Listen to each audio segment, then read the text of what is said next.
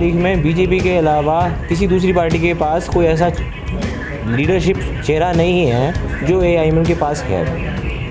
Barrister Asaduddin Owaisi आज के वक्त में हिंदुस्तान के सबसे बेहतरीन ओवैसी वो काम करते हैं जो उनको लगता है कि जुल्म के खिलाफ करना ज़रूरी है। लिहाजा अगर वो मीडिया को पसंद आ रहा हो, मीडिया दिखा रहा है, तो उसमें पार्टी की क्या या असदुद्दीन ओवैसी की कोई गलती? 3 तलाक हमारा अपना मुद्दा था, हमारे लिए था, और 370 हमारे कश्मीरी भाइयों का मुद्दा था। CAA NRC पूरी कौम का मुद्दा था। लेकिन जिस कौम ने आज तक कई पॉलिटिकल पार्टीज़ खड़ी करी, जैसे कि कांग्रेस, समाजवादी, बसपा, इनकी किसी भी पार्टी ने इस तीनों उसमें कौम का साथ नहीं दिया, मुसलमान का साथ नहीं दिया। उसे वोट लेना जानते हैं, साथ देना चाह रहा था कि आप थोड़ा सा दाढ़ी टोपी वाले साथ में ना रहें, वरना हिंदू वोट नाराज़ हो जाएगा।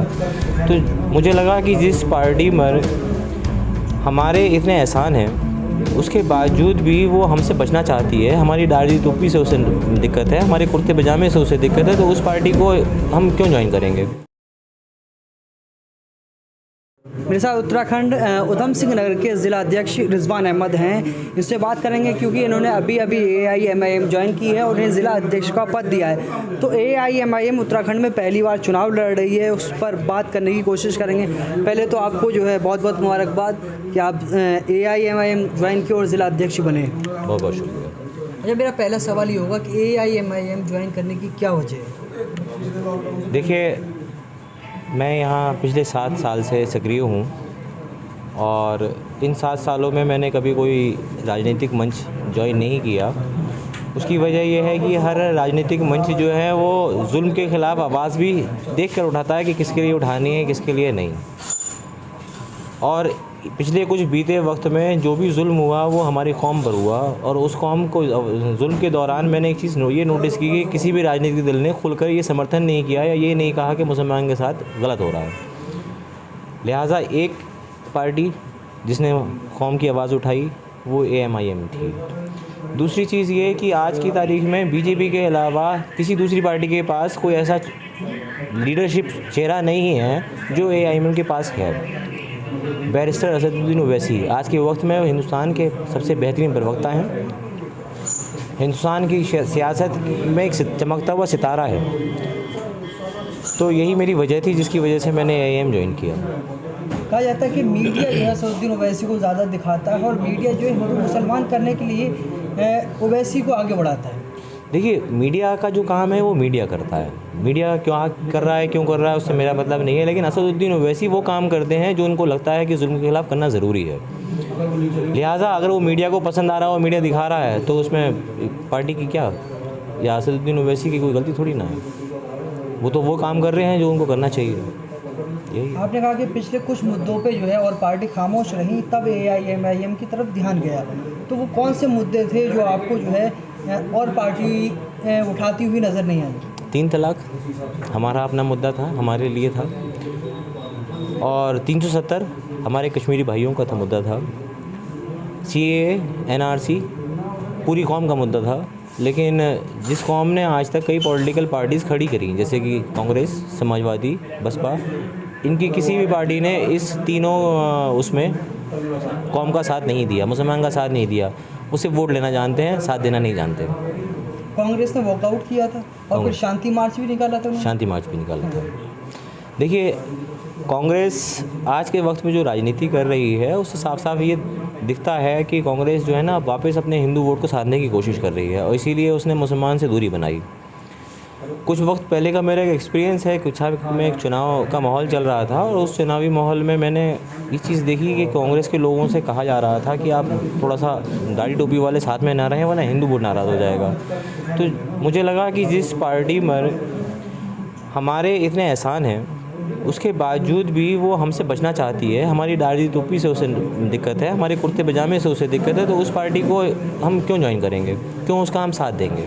अच्छा, आपने बड़ा आरोप लगाया कि उन्हें दाढ़ी टोपी से दिक्कत है। ऐसी दिक्कत क्यों है? देखिए, अभी दाढ़ी टोपी से दिक्कत है, इसके लिए तो आप समझ सकते हैं कि हाल ही में कांग्रेस के प्रदेश मुखिया हरीश रावत ने एक बयान जारी किया था, जिसमें उसने कहा है कि टोपी तो अटल बिहारी वाजपेयी ने भी लगाई, टोपी तो उसने भी लगाई। वो डर था जो साफ साफ दिख रहा था कि कांग्रेस को अब टोपी से डर लगने लगा है। ये आरोप नहीं है, ये सच्चाई है। अच्छा, हरीश रावत अल्मोड़ा से पहला चुनाव लड़े, फिर हरिद्वार पहुँचे, हरिद्वार के बाद नैनीताल आए, और मुस्लिम वोट पे ही उनकी राजनीति रहती है, मगर वो मुस्लिम से इतना दूर क्यों भाग रहे हैं? देखिए, मुस्लिम से दूर हरीश रावत नहीं भाग रहे हैं, मुसलमान से दूर कांग्रेस भाग रही है।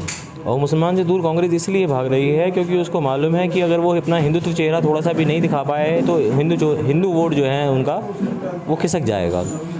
तो वापस वो बीजेपी की पैटर्न पे आना चाह रहे हैं। उनको समझ में आ गया है कि वो कांग्रेस वाला ज़माना गया जब टोपी लगाने से काम चल जाता था। अब उन्हें मालूम है कि हिंदुत्व की राजनीति है, तो हिंदू बन के ही राजनीति कर रहे हैं वो। आपको जिला अध्यक्ष की जिम्मेदारी दी है और ये उत्तराखंड का बड़ा ज़िला माना जाता है, तराई का एरिया है, तो किस तरह से जो है आवाम तक पहुँचेंगे आप और AIMIM के लिए कन्वेंस करेंगे? देखिए, ये मेरी आज का दिन मेरे लिए बहुत अहम है क्योंकि आज के दिन से मैं अपना राजनीतिक सफ़र स्टार्ट कर रहा हूँ। ये पहली बार है जब मैं किसी पार्टी में ज्वाइन हुआ हूँ और पार्टी ज्वाइन करने के साथ ही साथ मुझे बहुत बड़ी जिम्मेदारी दी गई है। ये जिम्मेदारी का बोझ मेरे कंधों पे है और आगे मैं इसको कई सारी रणनीतियाँ हैं, मैं अभी डिस्क्लोज़ नहीं करना चाहूँगा, लेकिन हाँ ये है कि 2022 में उधम सिंह नगर में AIM बहुत अच्छा रोल प्ले करेगी। अच्छा, इसमें जो है कुछ सीटें ऐसी हैं जहाँ मुस्लिम जो है अक्सरियत में है और AIMIM बार बार जो है मुसलमान की भागीदारी की बात करती है, तो क्या लगता है इन सीटों पे जो है कितना प्रभाव डाल पाएंगे? देखिए, बहुत अच्छा प्रभाव रहेगा और हमारा जो टारगेट है वो 2022 चुनाव है। अभी फ़िलहाल हम उसको देखेंगे, लेकिन हम जो है ना 8 साल बाद 10 साल बाद की राजनीति पे हमारा ज़्यादा फोकस है। तो जिन लोगों को लगता है कि अभी हम कुछ अचीव नहीं कर पाएंगे वो बहुत दूर हैं उस सोच से जो कौम की तरक्की के लिए ज़रूरी है। अच्छा, बार बार ये आरोप लगता है कि बीजेपी की बी टीम है और ओवैसी को जो है हमेशा जो है बीजेपी प्रमोट कर रही है, उस पर आप क्या कहना चाहेंगे और उसका जो है जो दिमागों में लोगों के है उसको कैसे निकाल पाएंगे? देखिए, आपने ये बात दोबारा से दोहराई है कि बीजेपी को ओवैसी प्रमोट कर रही है। सब बात प्रमोशन की नहीं है, बात ये है कि ओवैसी भारत में वो नेता है जिसको हर कोई दिखाना चाहता है। हर किसी पत्रकार के बस की बात नहीं कि वो असदुद्दीन ओवैसी का इंटरव्यू ले। AIM के जो सदर साहब हैं उनका अपना एक अलग कद है, अपना एक चेहरा है और वो चेहरा लोगों को पसंद आता है, वो देखते हैं तब मीडिया दिखाती है। मीडिया भी तो वही दिखाती है ना जिसको लोग देखना पसंद करते हैं। तो लोग देखना पसंद कर रहे हैं असदुद्दीन ओवैसी को। मोदी के बाद आज दूसरा वो चेहरा है जिसको लोग पसंद कर रहे हैं। अक्सरियत जो आवाम है उसके मन में तो यही जो है रहता है, वो यही कहती है कि बी टीम है, तो वो आप कैसे उनके दिमागों से निकालेंगे?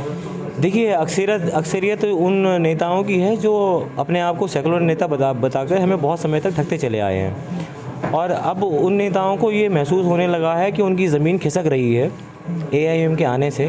तो उनका ये इल्ज़ाम आप समझ सकते हैं किस वजह से है, मुझे बताने की ज़रूरत नहीं।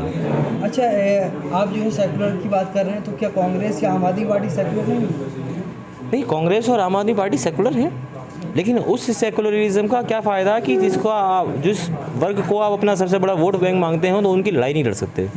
सेकुलरिज्म कहाँ रहा? नाम कॉन्स्टिट्यूशनली वो सेकुलरिज्म पार्टी हैं, सेकुलर पार्टियां हैं, लेकिन आप ये बताइए ना उनका सेकुलरिटी झलकती कहाँ पे है? तो उत्तराखंड में कितनी सीटों पर चुनाव लड़ेगी AIM? देखिए, ये तो अभी आज मैंने पार्टी ज्वाइन की है, आज मुझे बड़ी जिम्मेदारी दी गई है और बैरिस्टर असदुद्दीन ओवैसी साहब ने क्या सोचा हुआ है अभी मैं इसके बारे में आपको कुछ नहीं बता सकता, लेकिन ये तय है कि अब हम उत्तराखंड में भागीदारी की बात होगी और AIM के साथ होगी।